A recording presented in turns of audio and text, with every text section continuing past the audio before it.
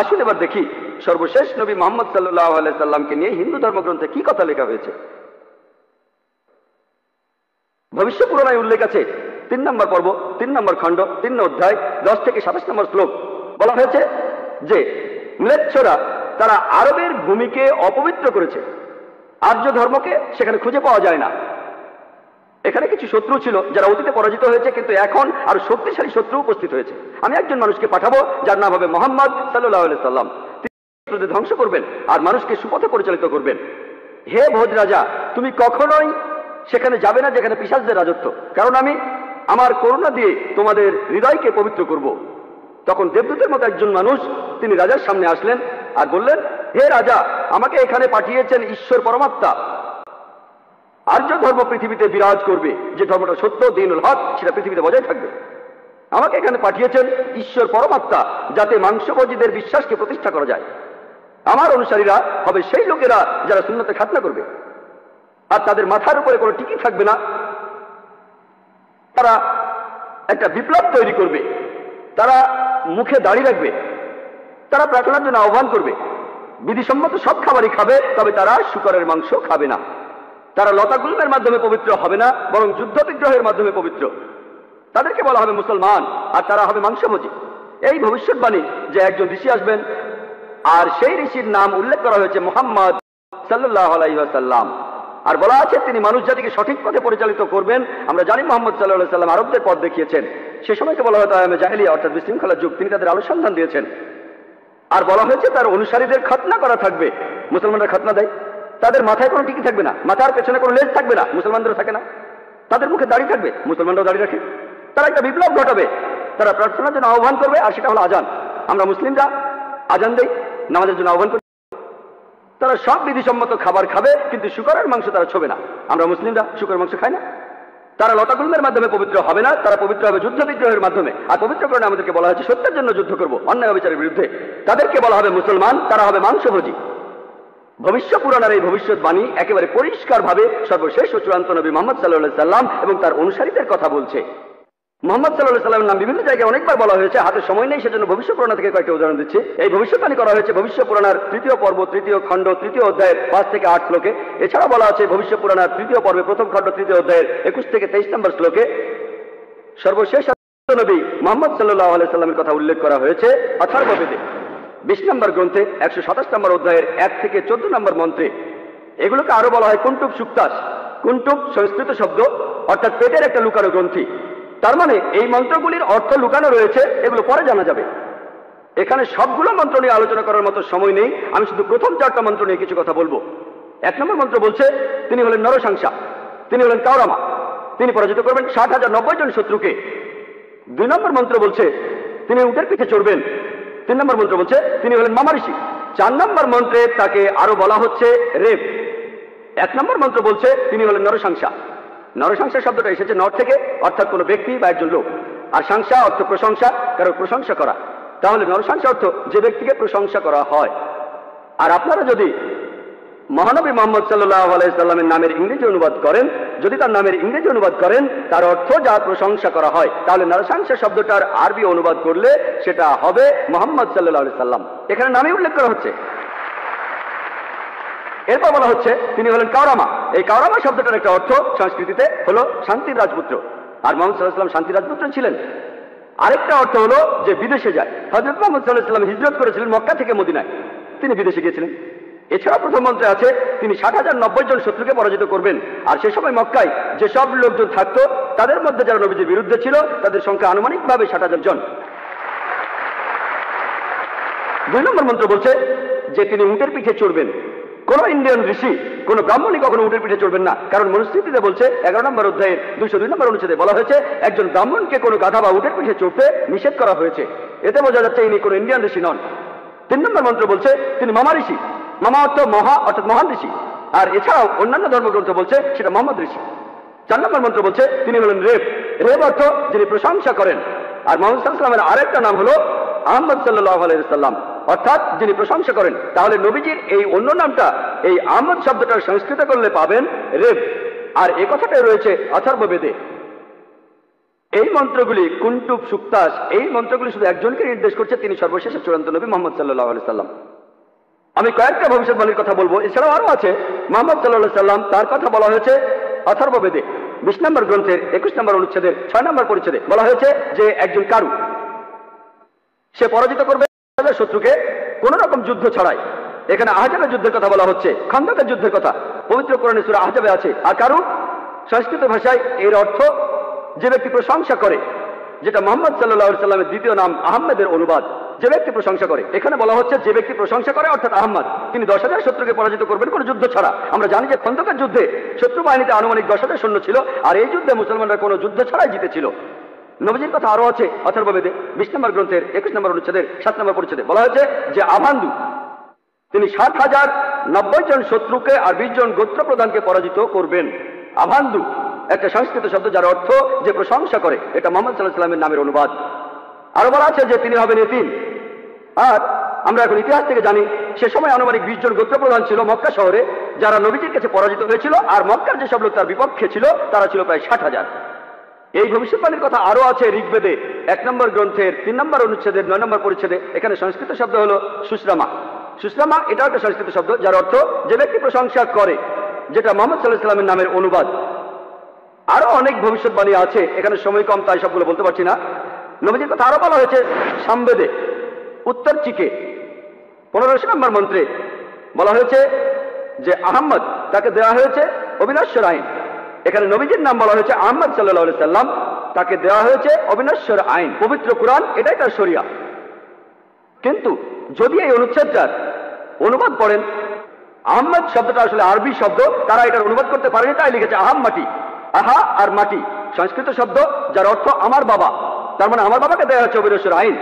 অনুবাদটাতে আপনারা আলাদা শব্দ দেখবেন, তবে গ্রন্থে আছে আহমদ। এই আহমদ শব্দটা হিন্দু ধর্মের অন্যান্য গ্রন্থগুলোতেও রয়েছে, যেমন আছে সামবেদে ইন্দ্র 2য় অধ্যায়ের 152 নম্বর মন্ত্রে নবীজিকে আহমদ বলে ডাকা হয়েছে। যজুর্বেদে 31 অধ্যায়ের 18 অনুচ্ছেদে, ঋগ্বেদের 8 নম্বর গ্রন্থের 6 নম্বর অনুচ্ছেদের 10 নম্বর পরিচ্ছেদে। এছাড়া মহানবী সাল্লাল্লাহু আলাইহি সাল্লামকে বলা হয়েছে আহমদ, সেটা আছে অথর্ববেদের 8 নম্বর গ্রন্থের 5 নম্বর অনুচ্ছেদের 16 নম্বর পরিচ্ছেদে। এছাড়াও আছে অথর্ববেদের 20 নম্বর গ্রন্থের 126 অনুচ্ছেদের 14 পরিচ্ছেদে। মহানবী সাল্লাল্লাহু আলাইহি সাল্লামকে শুধু আহমদ নামে ডাকা হয়নি, আহমদ ওনার একটা নাম। তাকে আরো বলা হয়েছে নরসংসা অনেক জায়গায়, হিন্দু ধর্মগ্রন্থের অনেক জায়গায়।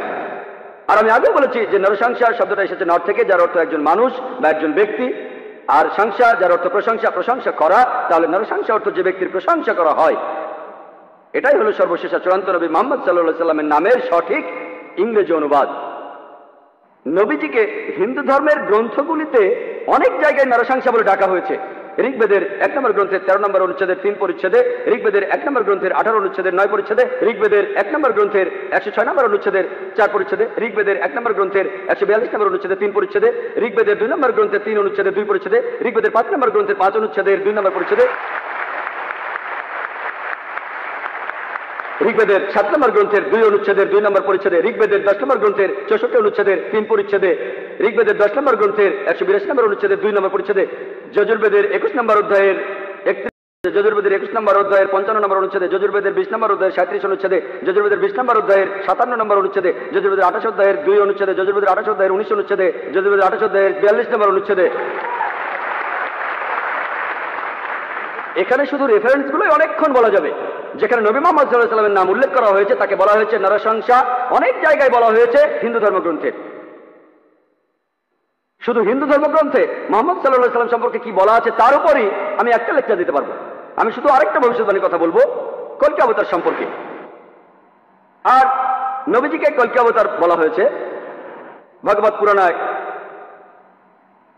12 নম্বর খণ্ড 2 নম্বর অধ্যায় 18 থেকে 20 নম্বর শ্লোকে বলা হয়েছে তিনি জন্মগ্রহণ করবেন যার ঘরে তার নাম বিষ্ণু ইয়াস, একজন মহাপ্রাণ ব্যক্তি যিনি শাম্বালা শহরের প্রধান, এবং তাকে যে নামে ডাকা হবে সেটা হলো কল্কি। 19 আর 20 নম্বর মন্ত্র বলছে যে তিনি হবেন এই পৃথিবীর সর্বময় প্রভু। তার থাকবে কিছু অসাধারণ চারিত্রিক গুণাবলী এবং তার থাকবে 8টি বিশেষ বৈশিষ্ট্য। 8টি বিশেষ বৈশিষ্ট্য তাকে দেওয়া হবে। একটি বাহন, একটি ঘোড়া দেবদূত নিয়ে আসবে, আর তিনি একটি ঘোড়ায় চড়বেন, তার হাতে থাকবে তরবারি, তিনি শত্রুদের পরাজিত করবেন আর ফেরেশতারা তাকে সাহায্য করবে। এছাড়াও বলা আছে ভাগবত পুরাণায় 1 নম্বর খণ্ডে 3 নম্বর অধ্যায়ের 25 নম্বর শ্লোকে যে তিনি জন্মগ্রহণ করবেন কলিযুগে। কল্কি অবতার জন্ম নেবেন কলিযুগে, যে সময় রাজারা ব্যবহার করবে ডাকাতের মতো। আর তিনি জন্মগ্রহণ করবেন বিষ্ণু ইয়াসের ঘরে এবং তার নাম হবে কল্কি। একই কল্কি অবতারের নাম উল্লেখ করা হয়েছে কল্কি পুরাণায় 2 নম্বর অধ্যায়ের 4 অনুচ্ছেদে বলা হয়েছে যে তিনি জন্মগ্রহণ করবেন বিষ্ণু ইয়াসের ঘরে। কল্কি পুরাণা 2 নম্বর অধ্যায়ের 5 অনুচ্ছেদে বলছে তাকে সাহায্য করবে তার 4 জন সহচর তার ধর্ম প্রচার করতে। কল্কি পুরাণা 2 নম্বর অধ্যায়ের 7 অনুচ্ছেদে বলা হচ্ছে যে দেবদূতরা তাকে যুদ্ধক্ষেত্রে সাহায্য করবে। কল্কি পুরাণা 2 নম্বর অধ্যায়ের 11 অনুচ্ছেদে বলছে যে তিনি জন্মগ্রহণ করবেন বিষ্ণু ইয়াসের ঘরে এবং সুমতির গর্ভে। আর কল্কি পুরাণা 2য় অধ্যায়ের 15 অনুচ্ছেদ বলছে যে তিনি মাদল মাসের প্রথম অর্ধাংশে জন্ম নেবেন। শুধুমাত্র কল্কি অবতারের উপরে একটা লেকচার দেওয়া যায়, আমি এখানে সংক্ষেপে কয়েকটা পয়েন্ট বলছি। এই ভবিষ্যৎবাণী এগুলো বলছে। 1 নম্বর পয়েন্ট বলা হয়েছে যে কল্কি অবতার তার বাবার নাম সেটা হবে বিষ্ণু ইয়াস। বিষ্ণু ইয়াসের অর্থ দাঁড়াবে যে বিষ্ণুর উপাসনা করে, যে ঈশ্বরের উপাসনা করে। আর আমাদের প্রিয় নবী মুহাম্মদ সাল্লাল্লাহু আলাইহি ওয়াসাল্লামের বাবার নাম ছিল আব্দুল্লাহ। এটার অর্থ যে আল্লাহর উপাসনা করে, যে ঈশ্বরের উপাসনা করে।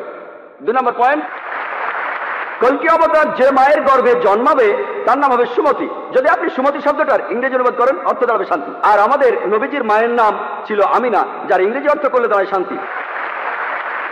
এরপরে বলা হয়েছে তিনি যেখানে জন্মাবেন সেই গ্রামের নাম হবে শাম্বালা। শাম্বালা শব্দটার অনুবাদ করলে অর্থ দাঁড়াবে একটি শান্তিপূর্ণ এলাকা। আমরা জানি মুহাম্মদ সাল্লাল্লাহু আলাইহি ওয়াসাল্লাম মক্কায় জন্মেছিলেন, মক্কার আরো একটা নাম ছিল দারুল আমান, অর্থাৎ কোনো একটি শান্তিপূর্ণ এলাকা। তাহলে একথাও বলা আছে যে তিনি মক্কায় জন্মাবেন। এছাড়া বলা আছে যে তিনি জন্মগ্রহণ করবেন শাম্বালা শহরের প্রধানের ঘরে। আমরা জানি যে তিনি মক্কার প্রধান ব্যক্তির ঘরে জন্মেছিলেন, তিনি মক্কার প্রধান ব্যক্তির ঘরে জন্মেছিলেন, কুরাইশ গোত্রে জন্মেছিলেন। আরো বলা আছে তিনি মাধব মাসের প্রথম অর্ধাংশে 12 তারিখে জন্মাবেন। আমরা জানি যে মুহাম্মদ সাল্লাল্লাহু আলাইহি ওয়াসাল্লাম রবিউল আউয়াল মাসে প্রথম অর্ধাংশে জন্মেছিলেন 12 তারিখে। এই ভবিষ্যৎবাণী যে তিনি মাধব মাসের 12 তারিখে জন্মাবেন, এটার অর্থ রবিউল আউয়াল মাসের 12 তারিখে। এছাড়া আরো বলা আছে যে এই কল্কি অবতার তিনি হবেন সর্বশেষ ঋষি। ঠিক এই কথাটাই কোরআনে আছে। সূরা আহজাবের 40 নম্বর আয়াতে উল্লেখ করা আছে যে মা কানা মুহাম্মাদুন আবা আহাদিন মির রিজালিকুম ওয়ালাকিন রাসূলুল্লাহ ওয়া খাতামুন নবিয়্যিন ওয়া কানা আল্লাহু বিকুল্লি শাইইন আলিমা। এর অর্থ মুহাম্মদ সাল্লাল্লাহু আলাইহি সাল্লাম তোমাদের মধ্যে কোনো পুরুষের পিতা নহেন, বরং তিনি হলেন আল্লাহর রাসূল এবং তিনি হলেন এই পৃথিবীর চূড়ান্ত নবী, তিনি শেষ নবী। নিশ্চয়ই আল্লাহ সব বিষয়ে জ্ঞাত। আরো বলা আছে যে এই কল্কি অবতার জ্ঞান আরোহণ করবেন পরশুরামের কাছ থেকে, অর্থাৎ মহান স্রষ্টা একটা পাহাড়ের উপর। আমরা জানি মুহাম্মদ সাল্লাল্লাহু আলাইহি ওয়াসাল্লাম প্রথম আয়াতটা তিনি পেয়েছিলেন গারে হেরায়, জাবলে নূরে, অর্থাৎ নূরের পাহাড়ে, গারে হেরায়। এখানে আরো বলা আছে যে তিনি এরপর উত্তরে গিয়ে আবার ফিরে আসবেন। আমরা জানি মুহাম্মদ সাল্লাল্লাহু আলাইহি ওয়াসাল্লাম মক্কা থেকে উত্তর হিজরত করে মদিনায় গিয়েছিলেন, তারপর মক্কা জয় করে ফিরে এসেছিলেন। আরো বলা আছে যে এই কল্কি অবতার তিনি পুরো পৃথিবীর মানুষের জন্য একটি দৃষ্টান্ত। তার চরিত্র হবে একেবারে নিষ্কলঙ্ক। আল্লাহ পবিত্র কোরআনে বলছেন সূরা কালামের 4 নম্বর আয়াতে উল্লেখ করা আছে যে অবশ্যই তুমি অধিষ্ঠিত হইবে সর্বোচ্চ মহান চরিত্রে। এছাড়াও বলা আছে যে কল্কি অবতারের 8টি বিশেষ গুণ থাকবে। কল্কি পুরাণা এবং ভাগবত পুরাণায় এই 8টি বিশেষ গুণ হলো জ্ঞান, আত্মসংযম, অভিজাত বংশ, রিভিল নলেজ, সাহস, দানশীলতা, মহানুভবতা আর পরিমিত কথা। আর নবী মুহাম্মদ সাল্লাল্লাহু আলাইহি সাল্লামের এই 8টা গুণের সবগুলোই ছিল। এছাড়া আরো বলা আছে যে তিনি হবেন এই পৃথিবীর শিক্ষক। আল্লাহ পবিত্র কোরআনে বলছেন, আর সূরা সাবার 28 নম্বর আয়াতে উল্লেখ করা আছে ওয়ামা আরসালনাকা ইল্লা কাফাতাল লিন-নাস বাশীরাও ওয়া নাযীরা। আমি তো তোমাকে সমগ্র মানব জাতির জন্য প্রেরণ করিয়াছি তাহাদের সংবাদদাতা ও সতর্ককারী রূপে, কিন্তু অধিকাংশ মানুষই তাহা জানে না।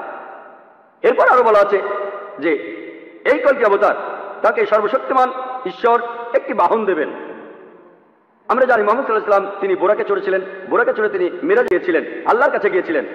আরো বলা আছে এই কল্কি অবতার ঘোড়ায় চড়বে আর হাতে তরবারি থাকবে। আমরা জানি মুহাম্মদ সাল্লাল্লাহু আলাইহি ওয়াসাল্লাম যত যুদ্ধ হয়েছিল বেশিরভাগ যুদ্ধই তিনি ছিলেন, বেশিরভাগ যুদ্ধ ছিল আত্মরক্ষার উদ্দেশ্যে। আর যদিও তিনি সবার নেতা ছিলেন তবুও সব যুদ্ধই তিনি ছিলেন, সেখানে ঘোড়ায় চড়েছিলেন আর তিনি ডান হাতে একটা তরবারি ধারণ করতেন। এরপর আরো বলা আছে যে এই কল্কি অবতারকে সাহায্য করবে 4 জন সহচর, যাতে সত্যের ধর্ম তিনি প্রচার করতে পারেন। বোঝাই যাচ্ছে এখানে বলা হচ্ছে 4 খলিফার কথা, খোলাফায়ে রাশিদিন, হযরত আবু বকর, হযরত ওমর, হযরত ওসমান, হযরত আলী, আল্লাহ তাদের সবার উপর সন্তুষ্ট হন। পরে তারা হয়েছিলেন খোলাফায়ে রাশিদিন, সঠিক নির্দেশ পালনকারী, ইসলামের খলিফা, ইসলামকে ছড়িয়ে দিয়েছেন। আরো বলা আছে যে এই কলকি অবতার শত্রুকে পরাজিত করবে আর মানুষকে সঠিক পথে নিয়ে আসবে। আমরা জানি মুহাম্মদ সাল্লাল্লাহু আলাইহি ওয়াসাল্লাম শত্রুকে পরাজিত করেছিলেন আর আরবদের তিনি আয়ামে জাহেলিয়া থেকে, অজ্ঞতার যুগ থেকে সত্যের পথে এনেছিলেন। আরেকটা কথা বলা আছে যে দেবদূতরা তাকে যুদ্ধের ময়দানে সাহায্য করবে। আমরা জানি মুহাম্মদ সাল্লাল্লাহু আলাইহি ওয়াসাল্লামকে ফেরেশতারা বিভিন্ন যুদ্ধে সাহায্য করেছিলেন, যেমন বদরের যুদ্ধে। পবিত্র কোরআনেও আছে সূরা আল ইমরানের 123 থেকে 25 নম্বর আয়াতে উল্লেখ আছে। এছাড়াও সূরা আনফালের 8 এবং 9 নম্বর আয়াতে উল্লেখ আছে। তাহলে এই কলকি অবতারের ভবিষ্যৎবাণীর সাথে আর কাউকে মেলানো যায় না, শুধু মেলানো যায় সর্বশেষ ও চূড়ান্ত নবী মুহাম্মদ সাল্লাল্লাহু আলাইহি ওয়াসাল্লামকে।